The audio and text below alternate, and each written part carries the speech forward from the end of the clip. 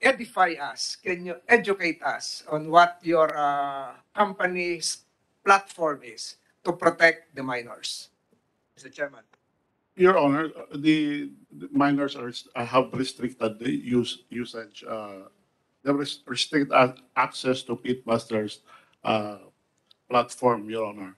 But when it comes to registration, we require minors to secure their parental consent and submit their certificate of birth and other school IDs. And we also require their parents or guardians to have a photo capture holding their IDs so that we are sure that they really secured their parents' consent. I revert back to my question. Ano yung ginagamit niyong paraan sa I agree? Yung bang I agree na kahit sino lang I agree, or meron pang mga tanong para masigurado yung I agree ay talagang hindi minor yung nag-I agree? Ngayon po, dinagdagan po namin ang submission ng mga ganong, yung mga dokumento that will establish that they are minors.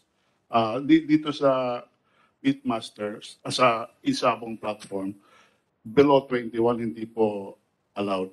So if they browse through the GLife platform, kung they are registered as minors, they cannot gain access to the Pitmasters platform. I'm not satisfied with the answer kasi medyo technical nga yun. But then again, you were here when I gave my opening statement. How would you have prevented the isabong from continuing during a Good Friday? Kasi kung si GCash ay sarado ng Good Friday pero mahirap isara kasi may mga nagpapadeliver ng pagkain o baka naman pwedeng isara dahil doon sa magsasabong, you could have contributed a lot in terms of your corporate social responsibility as well as the preservation of the real faith of this nation during that Good Friday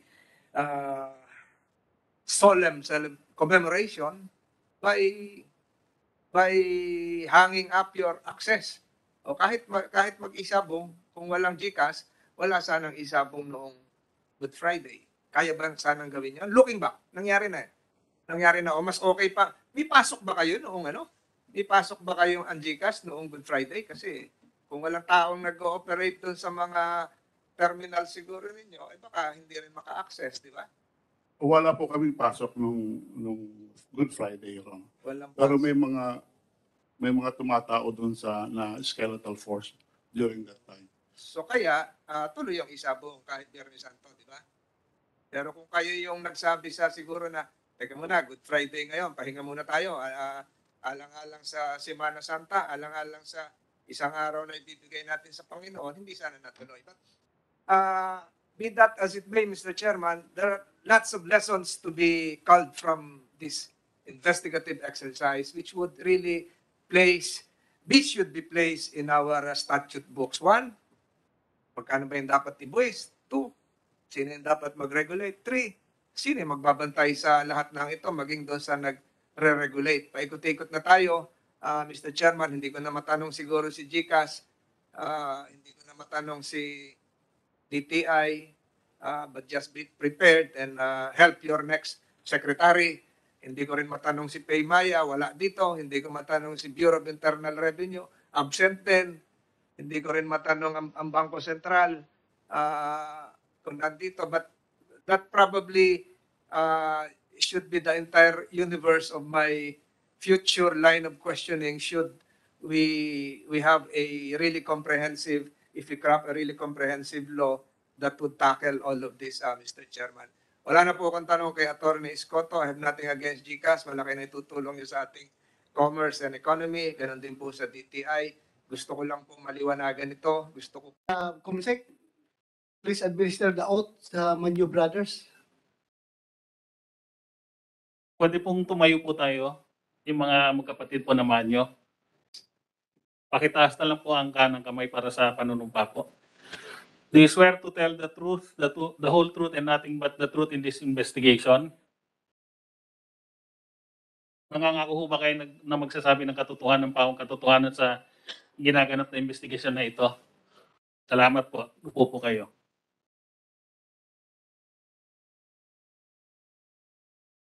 Sinong mas matanda sa inyong dalawa? Ni Casio or Nicolas? Ako po. Ikaw. So kayong dalawa ngayon ay nakakulong saan kayo nakakulong? NBI Detention Center po. NBI Detention Center dito sa Tatap po. TAF. Sa kasong Drugs po. drugs. Saan kayo nahuli? Sa Batangas po. Batangas. Kailan? Nung June 8 po. January June 8 po. at June 8, 2021. 2021. Okay.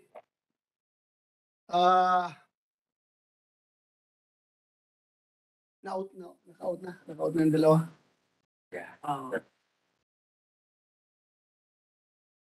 Ngayon,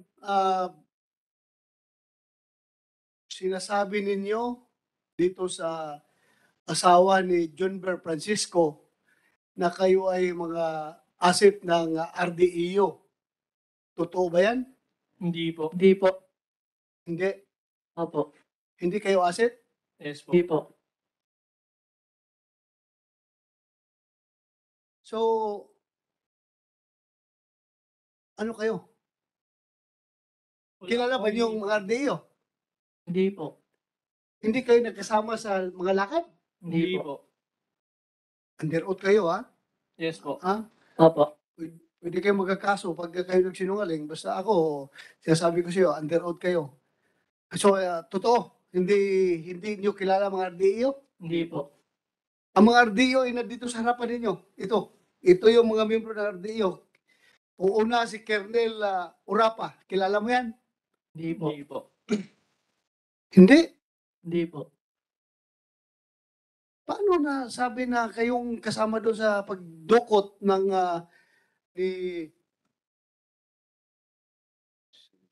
si Janber Francisco? Sinabi daw ninyo sa asawa na kayo kasama sa pagdukot. Wala po kaming idea dyan, Your Honor. In fact, may relo pa na binigay daw sa inyo ni Janber Francisco habang hawak niyo sila. At itong relo nito, nasaan itong relo nito, Mrs.? Nandun sa NBI? Nasa NBI po. May relo. Wala po. Binigyan kayo ng relo? Wala po Wala akong po. sarilo. Sinungaling.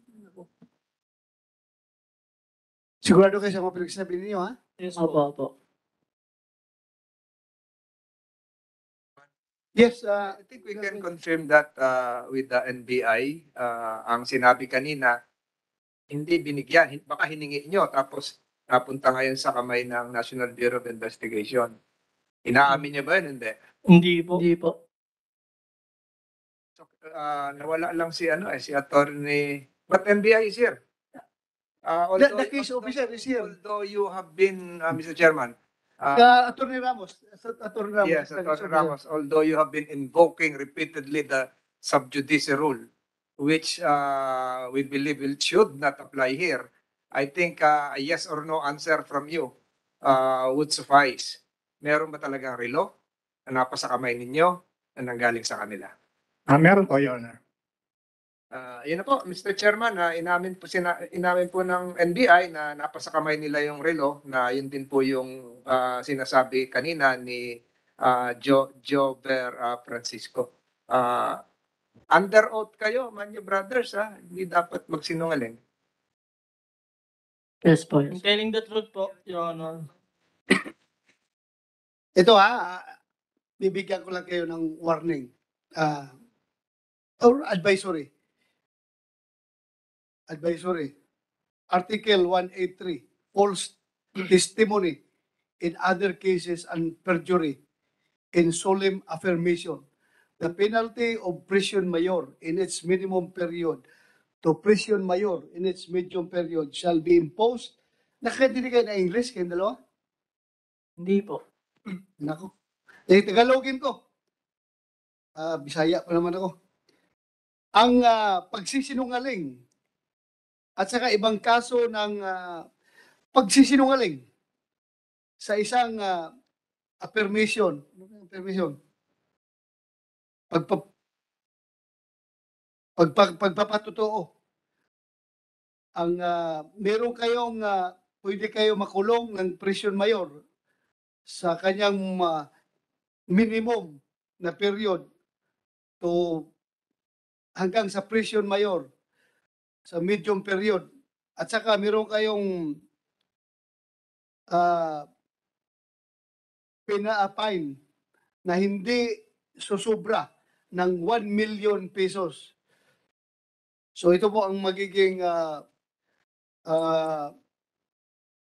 parusa sa inyo kapag kayo'y nagsinungaling. So naintindihan niyo yan sinasabi ko, ha? Yes po, I understand po. Okay, I understand, ha? Okay, ha? So akala ko hindi ka marunong mag-English. I understand. So ayos. Thank you. Thank you for understanding me. Okay. Very good. Ay, nako. So, lahat yan pinawalang ano ito? Yung ata sinasabi kanina ni Mrs. Jennifer Francisco ay baliwalang saysay kasi hindi ninyo kino-confirm. Hindi totoo yung sinasabi kanina. Opo, opo.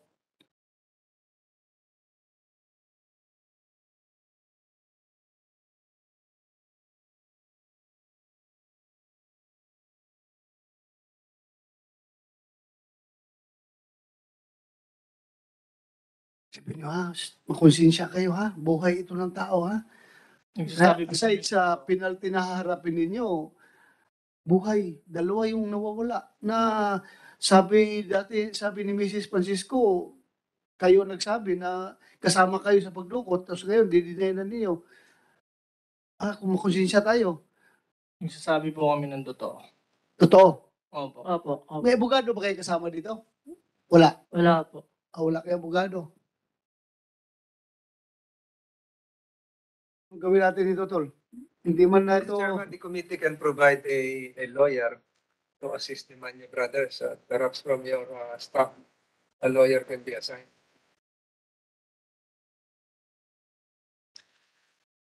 Pero kahit na walang lawyer, tahasan man nila sinasabi na wala. Puro denial man. Mr. Chairman, the investigator seated beside them has given an affirmative reply contrary to what they are saying relative to the wristwatch. So, Mr. Chairman, I think we should proceed. May tinanong po kayo kanina yung kay Colonel, yung hindi kilala. Yes. So, andyan sila. Hindi nyo sila kilala. Hindi po, hindi po. Sabi kanina ni Mrs. Francisco na kausap kayo. Kasama kayo, nag-uusap kayo. Makakulong Hindi po po kami. kami ngayon sa kaso namin po drugs. Hindi rin po namin alam kung bakit po kami may ganun. Wala. Kaso nyo, drugs. Opo. Opo. So, itong sa pagdukot ng dalawa, hindi kayo kasama? Yes po. Opo, wala po kaming alam dyan. Yes, Mr. Chairman, Vice Senator sa Tolentino. presence po ng Manyo Brothers, perhaps we can ask Mrs. Francisco. Pakiulit po yung sinabi nyo kanina. Yung kumakain, yung may Yes CCTV. po. Dahan-dahan lang po. Ulitin natin para marinig din nila. Kasyo, nakausap ko pa po yan sa NBI mismo. Sabi niya makikipagtulungan siya sa akin, sa amin. Sa mga unang-unang dinukot. Tsaka sir, may ebidensya po kami. Kasama nila yung mga yan. Sa CCTV, kumakain po sila. Tsaka meron din po akong video na binidyohan ko sila na kinonfront ko sila nung time na nun. Umiiyak pa po ako sa kanila nun. Ang sabi pa po nila nun, nilubog na daw po nila sa Laguna. Nilubog sa Laguna? Opo, nila. Saan ano mo tanong kung saan sa Laguna? Ayun po yung inaasikaso ng NBI ngayon. Simula nung nakuha sila. Tsaka, sir, inaasahan ko na rin kung gaganyan sila. Kasi sinabi po sa amin ng NBI na hinaharas sila ng mga yan. Ano maharas na nakakulong sila sa NBI? Yan po ang di ko alam. Kasi po,